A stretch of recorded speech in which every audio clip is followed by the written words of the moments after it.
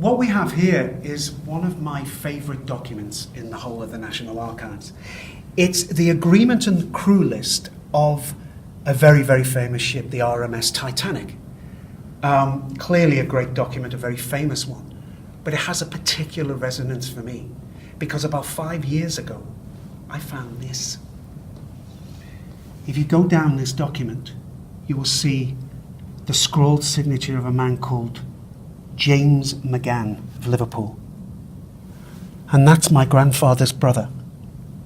James was what was called a trimmer, who worked in the engine room of the Titanic on that fateful voyage. And he survived. And I didn't know he was even there until about 20 years ago, but I didn't know he'd survived and the manner of his survival and this until only about 5 years ago. It chilled my blood when I first saw it. And the wonderful thing about archives is they don't just give you one thing. They give you so many other pieces of evidence that can go on to paint so much better of a picture of the people you think you know. For instance, from this James here, I was able to find where he was living at that time in Southampton. I found out that he'd not been entirely honest about his age.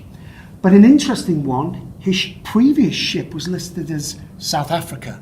I only found out later that it was a ship that sailed from South Africa but wasn't actually called the South Africa. It was actually called the Kinfauns Castle. But this, for me, of all those great archives in this place, represents my family's tiny part in something momentous and huge. And I'm from a family of actors. This was the big story.